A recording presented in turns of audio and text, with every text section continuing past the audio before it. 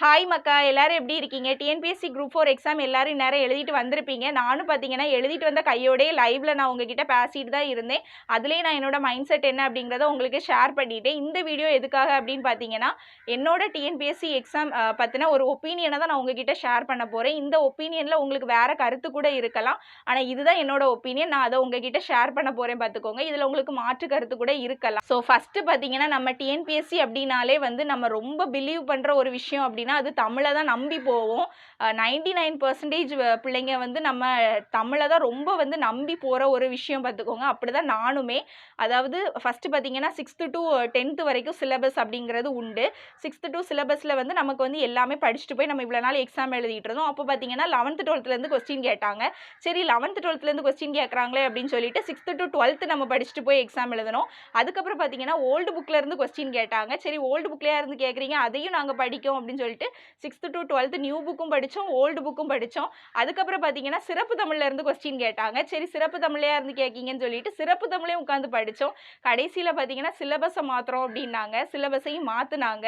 சரி சிலபஸை மாற்றுறீங்களா, சரி அதையும் நாங்கள் படிக்கோம் அப்படின்னு சொல்லிட்டு சிலபஸ் மாற்றினதுக்கப்புறம் அதுக்கேற்ற மாதிரி உள்ள விஷயங்கள் எல்லாமே தேடி தேடி முடிஞ்ச அளவுக்கு மேக்ஸிமம் நம்ம எல்லாமே படிச்சுட்டு தான் போனோம். படிக்காமல் போகலை, அதை நோட் பண்ணிக்கோங்க. படிக்காமல் போகலை, எல்லாமே வந்து சிலபஸ் வைஸ் கவர் பண்ணிட்டு தான் நான் வந்து எக்ஸாம் எழுத போனேன். என்ன மாதிரி தான் அதிகபட்ச அதாவது என்னோட வீடியோ பார்க்குற எல்லாருமே இருப்பீங்க. கண்டிப்பாக மேக்ஸிமம் எல்லாரும் வந்து படிச்சுட்டு தான் போயிருப்பீங்க. படிச்சுட்டு போயும் என்ன ஆச்சு அப்படின்னா எதுவுமே வந்து புக்கில் இருந்து எனக்கு தெரிஞ்சு கேட்ட மாதிரி இல்லை பார்த்துக்கோங்க. உங்களுக்கு அப்படி ஏதாவது ஃபீல் ஆச்சு அப்படின்னா கீழே கமெண்ட் செக்ஷனில் எனக்கு ஷேர் பண்ணுங்கள். மேக்ஸிமம் வந்து எனக்கு எதையுமே வந்து புக்கில் எங்கேயுமே பார்த்த மாதிரியே எனக்கு ஃபீல் ஆகலை. இப்படியுமா கொஸ்டின் இருக்கும், இலக்கணம் இப்படி இருக்குமா அப்படிங்கிற மாதிரியெல்லாம் எனக்கு ஃபீல் ஆச்சு. எனக்கு வந்து சுத்தமாக கேட்டிங்கன்னா டைமே பத்தலை. அதுதான் என்னோட பெரிய பிரச்சனையாக இருந்துச்சு. நான் லைவில் உங்ககிட்ட பேசும்போது அது மட்டும் இல்லை, வீட்டுக்கு வந்ததுமே நான் ஒரு வீடியோ பார்த்தேன் பார்த்துக்கோங்க. அதில் ரொம்ப நான் மன உளைச்சல் ஆகிட்டேன் கூட கொஞ்சம். வீட்டுக்கு வந்ததும் நான் பார்த்த வீடியோ என்னன்னா, ஒருத்தங்க வந்து ரிவ்யூ கொடுத்துருந்தாங்களா, சம்திங் நியூஸ் சேனலா இல்லை ஏதோ ஒரு இதில் பார்த்துக்கோங்க. ஏதோ ஒரு எனக்கு கரெக்டாக வந்து எதுன்னு தெரியாது. ஆனால் வந்து ரிவ்யூ சொல்லிட்டு இருந்தாங்க அவங்க. அதில் அந்த ஒருத்தங்க வந்து என்ன ரிவ்யூ சொல்லியிருந்தாங்க அப்படின்னா, தமிழ் ரொம்ப ஈஸி அப்படின்னு ரிவ்யூ சொல்லியிருந்தாங்க. அதை கேட்ட உடனே எனக்கு மனசெல்லாம் பதறிட்டு பார்த்துக்கோங்க. எனக்கு எப்படி இருந்துச்சுன்னா, தமிழ் ரொம்ப ஈஸி அப்படின்னு அவங்க சொன்னதும், மேபி அவங்களுக்கு ஈஸியாக இருக்கலாம், எனக்கு தெரியாது. அவங்களுக்கு ஈஸியாகவே இருந்திருக்கலாம். ஆனால் எனக்கு அதை பார்த்த உடனே அப்போ நம்ம சுத்தமாக படிக்காமல் போயிட்டோமா, எங்கேயோ இருந்து கேட்டிருக்காங்க, நம்ம அதெல்லாம் பார்க்காம போயிட்டோமா அப்படிங்கிற மைண்ட் செட்டுக்கு நான் வந்துட்டேன். சுத்தமாக நான் வெக்ஸ் ஆகிட்டேன் பார்த்துக்கோங்க. எனக்கு முடியவே இல்லை. ஐயோ இவ்வளோ நம்ம ஹார்ட் ஒர்க் பண்ணோம், ஆனால் தமிழ் ஈஸின்னு சொல்கிறாங்க, அப்போ நம்ம தான் படிக்காமல் போயிட்டோமா அப்படின்ட்டு ரொம்ப வந்து நான் வெக்ஸ் ஆகிட்டேன் பார்த்துக்கோங்க. அப்போ தான் பார்த்தீங்கன்னா நான் லைவ் வந்தது. லைவ் வந்த பிறகு தான் எனக்கு தெரிய வந்துச்சு, நிறைய பேர் என்னோட மைண்ட் செட்டில் தான் இருந்திருக்காங்க அப்படின்ட்டு. நிறைய பேர் லைவ்லேயே என்கிட்ட ஷேர் பண்ணது என்னென்னா, சிஸ்டர் நீங்கள் ஒரி பண்ணாதீங்க, மேபி அவங்க படிக்காமல் போயிருக்கலாம். ஆக்சுவலாக அது தெரியாது நமக்கு, மேபி அவங்களுக்கு ஈஸியாக கூட இருந்திருக்கலாம், நமக்கு தெரியாது. ஆனால் எனக்கு அதை பார்த்த உடனே எனக்கு ரொம்ப டிப்ரெஸ் ஆகிட்டு, ஐயோ நம்ம தான் ஒன்றுமே படிக்காமல் போயிட்டோம் போல இருக்குது, தமிழ் ரொம்ப ஈஸின்னு சொல்கிறாங்களே அப்படின்னு சொல்லிக்கிட்டு இருந்துச்சு. ஸோ அந்த மாதிரி எனக்கு தமிழ் ரொம்ப கஷ்டமாக இருந்துச்சு. தமிழ் அதாவது நீங்கள் கேட்குறீங்க, அது மாதிரி லைவ்லேயும் நிறைய பேர் கேட்டிருந்தீங்க, ஜிஎஸ் எப்படி இருந்துச்சு, மேக்ஸ் எப்படி இருந்துச்சு அப்படின்ட்டு. இதுக்கு எல்லாத்துக்குமே ஆன்சர் என்னென்னா, எனக்கு தமிழ் வந்து பயங்கர டஃப்பாக இருந்ததுனால, அதாவது என்னால் கொஸ்டினை வந்து அண்டர்ஸ்டாண்ட் பண்ணிக்க முடியல. ஃபர்ஸ்ட் ஆஃப் ஆல் அதுதான் பெரிய இஷ்யூவே. கொஸ்டினை ரீட் பண்ணி கொஸ்டினை எனக்கு அண்டர்ஸ்டாண்ட் பண்ணிக்கவே ரொம்ப டைம் ஆச்சு. நெக்ஸ்ட்டு அதோட ஆப்ஷன்ஸை ரீட் பண்ணி ஆப்ஷன்ஸை அண்டர்ஸ்டாண்ட் பண்ணி இந்த கொஸ்டினுக்கு இதுதான் ஆன்சர் அப்படின்னு அண்டர்ஸ்டாண்ட் பண்ணிக்கவே எனக்கு ரொம்ப டைம் ஆகி, அதுக்கு நான் ஒரு ஷேட் பண்ணுறதுக்கு ரொம்ப ரொம்ப டைம் ஆகி போச்சு. ஒவ்வொரு கொஸ்டினுக்குமே நான் சொல்கிறேன். ஸோ இந்த மாதிரி இருந்ததுனால தமிழ் ரொம்ப டைம் எடுத்ததுனால பார்த்தீங்கன்னா, என்னால் ஜிஎஸ்க்கு வந்து லேட்டாக தான் அதாவது ஜிஎஸ் மேக்ஸ்க்கு வந்து என்னால் லேட்டாக தான் இப்போ ஷேட் பண்ண ஆரம்பித்தேன். லேட்டாக ஷேட் பண்ண ஆரம்பித்ததுனால என்ன ஆச்சுன்னு பார்த்தீங்கன்னா, இங்கே வந்து எதையுமே என்னால் வந்து திங்க் பண்ண முடியல. ஈஸியான கொஸ்டினாகவே இருந்தால் கூட, நிறைய பேர் வந்து மேக்ஸ் ஈஸியாக தானே இருந்துச்சு அப்படின்னு சொன்னீங்க.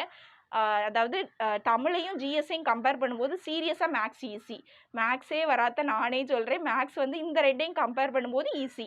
ஆனால் என்ன சம்பவம்னா, இங்கே வந்து நமக்கு அவ்வளோ டைம் எடுத்ததுனால மேக்ஸ் ஈஸியாகவே இருந்தால் கூட அதை வந்து நம்மளால் ஒர்க் அவுட் பண்ணி போடுற அளவுக்கு டைம் கிடையாது. அந்த மாதிரி எனக்கு ஆயிடுச்சு. மேபி உங்களுக்கு வேறு மாதிரி இருந்திருக்கலாம், எனக்கு இப்படி தான் இருந்துச்சு பார்த்துக்கோங்க. தமிழில் எனக்கு ஓவராக டைம் வந்து இழுத்ததுனால என்னாச்சு அப்படின்னா, ஜிஎஸ் கூட எப்படின்னா எல்லாமே கூற்று, அதாவது ஸ்டேட்மெண்ட் ரீசன் மாதிரி தான் இருந்துச்சு. ஸோ அதையுமே நம்ம ரீட் பண்ணி ரீட் பண்ணி ஆன்சர் பண்ணி போட்டுட்டு வரதுக்குள்ளால இங்கே மேக்ஸுக்கு சுத்தமாக டைம் இல்லை. மேக்ஸில் வந்து என்னதான் நம்ம மேக்ஸில் வந்து பெரிய புலியாக இருந்தாலுமே, மேக்ஸில் புலியாக இருக்கிறவங்களுக்கே என்ன சம்பவம்னா, கொஸ்டினை வந்து அவங்க அதாவது ஒர்க் அவுட் பண்ணி தான் அவங்க ஆன்சர் எடுக்கிற மாதிரி இருக்கும். அப்படி தானே? அப்போ என்ன மாதிரி வீக்கான ஸ்டூடெண்ட், அதாவது மேக்ஸில் சுத்தமாக ஐடியா இல்லாத ஆளுங்க அப்படின்னுங்கிறப்போ நம்ம வந்து செஞ்சாதான் ஆன்சர் எப்படியாவது கொண்டு வர முடியும்னு வைங்களேன். அப்போ செய்கிறதுக்கான டைம் வேணும் தானே? அந்த டைம் எப்படி கிடைக்கும்? ஏன்னா டைம் தான் போயிடுச்சே தமிழ்லையே. அந்த மாதிரி எனக்கு மேக்ஸ் பயங்கர சொதப்பல் ஆச்சு பார்த்துக்கோங்க. மேக்ஸ் மட்டும் இல்லை, ஜிஎஸ்மே அப்படிதான். எனக்கு வந்து அது மட்டும் இல்லை, எக்ஸாமினர் வந்து டைம் ஆகுதுப்பா சீக்கிரம் கம்ப்ளீட் பண்ணுங்க, அவங்களையும் நம்ம எதுவும் சொல்ல முடியாது. அவங்க டைம் வந்து கண்டிப்பாக அனௌன்ஸ் பண்ணி தான் ஆகணும்.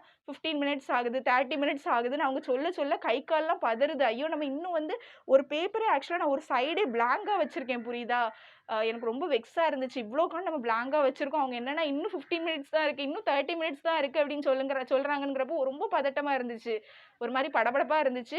எப்படியோ பார்த்தீங்கன்னா கடமைக்கு ஷேட் பண்ணணுமே, எல்லாமே ஷேட் பண்ணணுமே அப்படிங்கிற ஒரு இதில் வந்து கடைசி நேரத்தில் நான் எனக்கு தெரிஞ்சு ஒரு 10 கொஸ்டின் கிட்ட 10 ஆர் 15 கொஸ்டின் கிட்ட நான் வந்து சும்மா தான் ஷேட் பண்ணியிருப்பேன்னு நினைக்க பார்த்துக்கோங்க. அந்த அளவுக்கு வந்து டைமே இல்லை, அதுதான் உண்மை.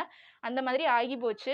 நான் ரொம்ப படபடபடன்னு பேசியிருப்பேன் பார்த்துக்கோங்க. அதாவது என்னோட எமோஷனை வந்து படபடபடன்னு நான் உங்ககிட்ட அப்படி சொல்லி அதாவது ரொம்ப வந்து மைண்டில் இருக்கிறத அப்படியே வந்து ஷேர் பண்ணுறேன் பார்த்துக்கோங்க. மேபி இதில் வந்து உங்களுக்கு வேறு கருத்து கூட இருக்கலாம். உங்களுக்கு வந்து தமிழ் ஈஸியாக இருக்கலாம், அவங்க சொன்ன மாதிரி தமிழ் உங்களுக்கு ஈஸியாக இருக்கலாம், ஜிஎஸ் ஈஸியாக இருக்கலாம், மேக்ஸ் ஈஸியாக இருந்திருக்கலாம். நான் வந்து என்னோட எக்ஸாம், நான் எப்படி என்னோட எக்ஸாம் நான் ஃபீல் பண்ணுறேன் அப்படிங்கிறத நான் உங்களுக்கு இந்த வீடியோவில் வந்து ஷேர் பண்ணுறேன் பார்த்துக்கோங்க. அதனால் உங்களோட கருத்து வந்து வேறுபாடாக இருக்கலாம், அது எனக்கு ஒன்றும் பண்ண முடியாது. நான் என்னோட எக்ஸ்பீரியன்ஸை தான் நான் உங்ககிட்ட ஷேர் பண்ணிகிட்டு இருக்கேன். அதுக்கப்புறம் பார்த்தீங்கன்னா ஜிஎஸ் எப்படி இருந்துச்சு அப்படின்னு கேட்டிருந்தீங்க. ஜிஎஸ்ஸும் பார்த்தீங்கன்னா எனக்கு வந்து எப்படி சொல்கிறதுக்கு, ஜிஎஸ் எப்படி இருக்குது அப்படிங்கிற ஒரு ஃபீல் பண்ணுறதுக்கு கூட என்னால் முடியலை. அதுதான் விஷயமே. ஏன்னா இங்கே தமிழில் பயங்கர அடி விழுந்துட்டு பார்த்துக்கோங்க. அந்த அடியிலிருந்து மீண்டு வந்து ஜிஎஸ் அதுக்கப்புறம் வாசித்து அதை ஷேட் பண்ணுற அளவுக்கெல்லாம் பக்குவமும் பொறுமையும் அங்கே டைமும் எதுவுமே அந்த டைமில் இல்லாமல் இருந்துச்சு. ஏதோ வாசிக்கிறோம், அந்த அவசரத்தில் படப்படான்னு ஷேட் பண்ணுறோங்கிற மாதிரி தான் போயிட்டு இருந்துச்சு. இப்போ கூட எனக்கு ஜிஎஸ்ல எந்த மாதிரி கொஸ்டின் வந்துன்னு கேட்டிங்கன்னா எனக்கு சொல்ல கூட தெரியல. அந்த அளவுக்கு நான் அந்த எக்ஸாம் ஹாலில் ப்ரெஷரில் இருந்தேன். இன்னொரு விஷயம் என்னென்னா, என்னோட கொஸ்டின் நான் எவ்வளோ கொஸ்டின் போட்டிருக்கேன் அப்படின்னு நீங்கள் கேட்டுகிட்டே இருந்தீங்க. நான் உண்மையாகவே இப்போ வரைக்கும் நான் செக் பண்ணலை பார்த்துக்கோங்க. லைவ்லேயும் நான் அதான் உங்கள்கிட்ட ஷேர் பண்ணியிருப்பேன். ஆனால் ஒரு சில கொஸ்டின் வந்து எனக்கு கரெக்ட் அப்படின்னு தெரியும். நான் யூடியூப்பில் வந்து கொஞ்சம் கொஞ்சம் பார்த்து இதெல்லாம் ஓகே நான் கரெக்டாக போட்டிருக்கேன் அப்படின்னு ஒரு கெஸ் இருக்குது எனக்கு. தமிழில் நான் சொல்கிறேன். அதாவது ஒரு சில கொஸ்டின் எல்லாமே நான் சொல்லலை. உடனே நீ எல்லாமே கரெக்டானலாம் வந்துடாதீங்க. எனக்கு தெரிஞ்சு நான் போன வாட்டி வந்து தமிழுக்கு பார்த்தீங்கன்னா 80+ போட்டிருந்தேன், 85+ போட்டிருந்தேன் பார்த்துக்கோங்க. இந்த வாட்டி 50+ நான் தாண்டினாலே பெரிய சந்தோஷங்கிற மாதிரி இருக்குது. அந்த அளவுக்கு எனக்கு பதட்டமாக இருக்குது. அதனாலே நான் பார்த்தீங்கன்னா கொஸ்டின் பேப்பரை நான் செக் பண்ணவே இல்லை. ஆன்சர் கீ எனக்கு செக் பண்ண சீரியஸாக பயமாக இருக்குது. ரிசல்ட் வரட்டு பார்த்துக்கலாம் அப்படிங்கிற மைண்ட் செட்டில் தான் நான் இருக்கேன். ஒருவேளை நான் ஆன்சர் கீ செக் பண்ணேன், எங்கள் வீட்லேயுமே அதான் எனக்கு சஜஸ்ட் பண்ணாங்க, நீ வந்து ஆன்சர் கீ பார்க்காத, இப்போ நீ பார்த்த அப்படின்னா உன்னால் நெக்ஸ்ட் எதுவுமே மூவ் ஆக முடியாது, ஃபார்வேர்டாக போக முடியாது. இப்போ நமக்கு நெக்ஸ்ட் குரூப் 2 எக்ஸாம் இருக்குது. ஸோ அதை நீ ஃபோக்கஸ் பண்ணணும். அதை நம்ம ஃபோக்கஸ் பண்ணணும் அப்படின்னா இதில் நம்ம வந்து இப்போ நம்ம வந்து ஆன்சர் கீயெல்லாம் பார்த்துட்டோன்னு வைங்களேன், கை கால்லாம் உதறிடும். அதனாலே எனக்கு பயமாக இருக்குது பார்க்கறதுக்கு. மேபி நான் பார்த்தேன் அப்படின்னா நான் கண்டிப்பாக உங்களுக்கு நான் ஷேர் பண்ணுவேன் பார்த்துக்கோங்க. எனக்கு தெரிஞ்சு நான் லாஸ்ட் குரூப் 4 எக்ஸாம் ஒரு 138 கொஸ்டின் போட்டிருந்தேன். அந்த 138 வந்தாலே எனக்கு சந்தோஷங்கிற மாதிரி தான் சீரியஸாக இருக்குது. எனக்கு ரொம்ப பதட்டமாக இருக்குது, எக்ஸாம் இப்படி ஆகிப்போச்சே அப்படிங்கிறத நினச்சிட்டு. இல்லைன்னா நான் இவ்வளோ படபடபடன்லாம் பேசி நீங்களே பார்த்துருக்க மாட்டீங்க. கொஞ்சம் ரொம்ப படபடன்னு பேச மாட்டேன், கொஞ்சம் அமைதியாக தான் பேசுவேன்.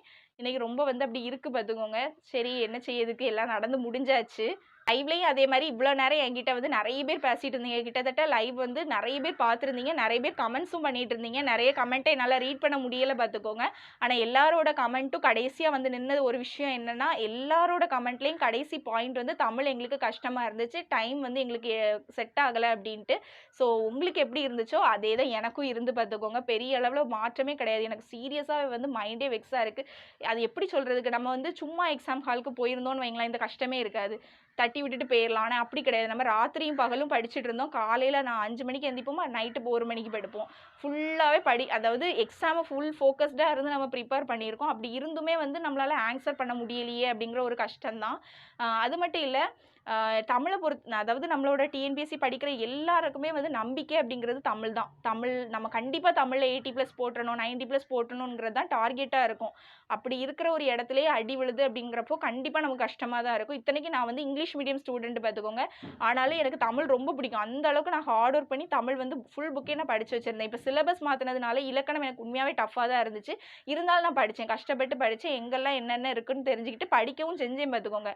அது எல்லாமே இப்போ பிரயோஜனமே எதுவுமே இல்லாமல் ஆயிட்டே அப்படிங்கிற மாதிரி ஒரு வருத்தம் இருக்குது. அவ்வளோதான். அந்த வருத்தம் தான் இப்படி படபடன்னு பேசுறது எல்லாமே. இதுலேருந்து சீக்கிரமாக மூவ் ஆன் ஆகி வரணும் அப்படிங்கிறத என் மைண்ட் செட்லேயுமே இருக்குது.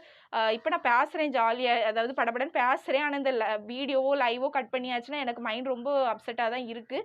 இதுலேருந்து எவ்வளோ குயிக்காக வெளியே வந்துட்டு ஃபார்வேர்டாக போகிறோம் அப்படிங்கிறது தான் இருக்குது பார்த்துக்கோங்க. நான் நெக்ஸ்ட் வீடியோஸ் அப்படி போடுறதா இருந்தால் நான் உங்களுக்கு என்னோட நெக்ஸ்ட்டு வாட் நெக்ஸ்ட் அப்படிங்கிறத நான் உங்களுக்கு ஷேர் பண்ணுறேன். இப்போதைக்கு வந்து மைண்ட் ரொம்ப பிளாங்காக இருக்குது இந்த எக்ஸாமை நினச்சி. அதே மாதிரி பார்த்தீங்கன்னா என்னோட ஃப்ரெண்டுமே வந்து குரூப் 4 எக்ஸாம் எழுதியிருந்தாங்க. அவங்களுக்கு வந்து கிட்ஸ் இருக்காங்க. கிட்ஸையும் வச்சுட்டு தான் அவங்களும் படித்தாங்க. சும்மாலாம் போய் எழுதலை மக்கா. அதை நீங்கள் வந்து நான் திரும்பவும் சொல்லுங்க, அவங்களும் படித்து தான் எக்ஸாம் எழுதுனாங்க. நல்லா படித்தாங்க. ஆனப்புறம் அவங்களால ஸ்கோர் பண்ண முடியல. என் ஃப்ரெண்டு எனக்கு ஃபோன் பண்ணி அவ்வளோ ஃபீல் பண்ணாங்க. ரம்யா, இப்படி நான் வந்து பேபிஸை என் கிட்ட கூட நான் விட மாட்டேன், எனக்கு படிக்கணும், எனக்கு எக்ஸாம் இருக்குது, கொஞ்சம் விலகுன்னு சொல்லிட்டு பிள்ளைகளை வந்து அடிக்கவும் செய்வாங்களாம். அந்த அளவுக்கு பிள்ளைங்களை வந்து விரட்டி விட்டுட்டு அதாவது படிக்கணும் அப்படிங்கிறதுக்காக பிள்ளைங்களை கவனிக்காமல் அந்த அளவுக்கு படிப்பில் ஃபோக்கஸ்டாக இருந்தாங்க. கடைசியில் பார்த்தீங்கன்னா நம்ம ஹோப்பே வந்து எங்கே இருக்குன்னா தமிழில் தான் இருக்கும். அந்த ஹோப்பே வந்து போயிடுச்சு. அதுதான் நான் என்ன நினச்சேன்னா, அப்போ நமக்கு மட்டும் தான் கோட்டையை விட்டுட்டு வந்துட்டோம் போல இருக்குது, நமக்கு தான் கஷ்டம் போல இருக்குது அப்படின்னாங்க நினச்சேன். கடைசியிலே என் ஃப்ரெண்டு ஃபோன் பண்ணி ஓன அழுக, ரம்யா இப்படி ஆகிப்போச்சு அப்படி ஆகிப்போச்சு அப்படிங்கிறப்ப அப்போ தான் தெரியுது, ஓகே எல்லாருக்கும் இப்படி தான் இருக்குது போல இருக்குது அப்படின்ட்டு. லைவில் வந்து பேசினதுக்கு அப்புறம் தான் ஓகே அப்போ எல்லாருமே இப்படி தான் ஃபீல் பண்ணுறாங்க போல இருக்குது. ஒரு சிலர் வந்து யூடியூப்பில் அப்படி பேசுகிறத நினச்சி நம்ம வந்து மைண்டை வந்து இது பண்ணிக்க வேண்டாம் அப்படின்னும் என்னால் புரிஞ்சுக்க முடிஞ்சுது. பார்த்தீங்கன்னா நான் ரிப்பீட்டடாக சொல்கிறேன், இது வந்து ஃபுல் அண்ட் ஃபுல் என்னோட எக்ஸாம் எக்ஸ்பீரியன்ஸ், என்னோட ஒப்பீனியனாக தான் நான் ஷேர் பண்ணியிருக்கேன். இதில் கண்டிப்பாக உங்களுக்கு மாற்று கருத்து இருக்கலாம். அது என்னால் ஒன்றும் செய்ய முடியாது. நான் என்னோட எக்ஸ்பீரியன்ஸை தான் நான் ரியலாக ஷேர் பண்ண முடியும். ஃபேக்காக எதுவுமே நான் சொல்ல முடியாது. இதில் உங்களுக்கு மாற்று கருத்து இருந்தாலும் என்னால் ஒன்றும் பண்ண முடியாது பார்த்துக்கோங்க. நீங்கள் வந்து கமெண்ட்ஸில் வந்து அப்யூசிவாக பேசுகிறத விட்டுட்டு ஏதாவது கன்ஸ்ட்ரக்டிவ் கிரிட்டிசிசம் வைங்க. அது கண்டிப்பாக வந்து அதுக்கு எனக்குமே யூஸ்ஃபுல்லாக இருக்கும். ஓகே இப்படியும் இருக்குமா அப்படின்ட்டு யோசிக்க வைக்கும். அதை விட்டுட்டு நீங்கள் அப்யூசிவாக கமெண்ட்ஸ் பண்ணுறது அப்படிங்கிறது வேஸ்ட் ஆஃப் டைம்னு தான் சொல்லுவேன். ஏன்னா நான் ஈஸியாக ரிமூவ் பண்ணி விட்டுட்டு போயிட்டு இருப்பேன். அதனால உங்களுக்கு தான் அது வேஸ்ட் ஆஃப் டைம். உங்களுக்கு கிரிட்டிசிசம் அப்படின்னு ஒன்று ரியலாக இருந்துச்சு அப்படின்னா அதை கன்ஸ்ட்ரக்டிவாக ஒரு கிரிட்டிசம் வைங்க. கண்டிப்பாக நான் அதை அக்செப்ட் பண்ணிப்பேன். அந்த அளவுக்கு நான் வந்து எல்லாத்தையுமே ரிமூவ் பண்ணுற ஆள்லாம் கிடையாது. கன்ஸ்ட்ரக்டிவாக ஒரு விஷயம் நீங்கள் சொல்கிறீங்கன்னா கண்டிப்பாக நான் ஏற்றுக்கிற ஒரு ஆள் தான். ஓகே, அது நான் உங்ககிட்ட ஷேர் பண்ணணும்னு இருந்தேன் பார்த்துக்கோங்க. அதே மாதிரி பார்த்தீங்கன்னா இன்றைக்கி லைவில் வந்து எல்லாருமே என்கிட்ட நல்லா பாசிட்டிவாக வந்து பயப்படாத, நெக்ஸ்ட் என்னென்னு ஃபார்வேர்டாக போ, இதை வந்து விட்டுரு, அதாவது இதையே யோசிச்சு இருந்துடாத, டிப்ரெஷனில் போயிடாத அப்படின்னு சொல்லிட்டு நிறைய பேர் எனக்கு வந்து சொல்லியிருந்தீங்க. ரொம்ப ரொம்ப தேங்க்ஸ் அதுக்கு எல்லாமே. ஏதோ வந்து இப்படி தட்டி கொடுக்குற மாதிரி இருக்குது பார்த்துக்கோங்க. அதெல்லாம் ரொம்ப நல்லா இருக்குது. அதே மாதிரி என்னோட லைவ் நான் எக்ஸாம் முடிச்சுட்டு நான் லைவ் வந்து உங்ககிட்ட பேசினது ஹீலிங்காக இருந்துச்சு அப்படி நீங்களுமே ஷேர் பண்ணியிருந்தீங்க. அது கேட்கும்போதே எனக்கு ரொம்ப நல்லா இருந்துச்சு. ரொம்ப தேங்க்ஸ் பார்த்துக்கோங்க எல்லாத்துக்குமே. எனக்கும் ஏதோ ஒரு சப்போர்ட் சிஸ்டம் மாதிரி. ஆக்சுவலாக இது எதுவுமே வந்து யாராலையுமே புரிஞ்சுக்க முடியாது. அதுதான் ரியாலிட்டி. பக்கத்தில் உள்ளவங்களுக்கோ பேரண்ட்ஸ்க்கோ இதெல்லாம் புரிஞ்சுக்க முடியாது. நம்ம படிக்கிறவங்களுக்கு மட்டும்தான் இந்த ஃபீலிங்ஸ் எல்லாமே புரியும். ஸோ புரிஞ்சுக்கிட்டு எனக்கு சப்போர்ட் பண்ணுற எல்லாருக்குமே ரொம்ப ரொம்ப தேங்க்ஸ் பார்த்துக்கோங்க. என் மனசில் இருக்கிறத உங்ககிட்ட ஷேர் பண்ணணும் அப்படின்னு நான் நினச்சேன். ஸோ அவ்வளோதான். நெக்ஸ்ட் வீடியோவில் நம்ம சந்திப்போம் பார்த்துக்கோங்க. நெக்ஸ்ட் வீடியோ என்ன வீடியோன்னு எனக்கு தெரியல. நெக்ஸ்ட் வீடியோவில் நம்ம மீட் பண்ணலாம். ஓகே, பாய்.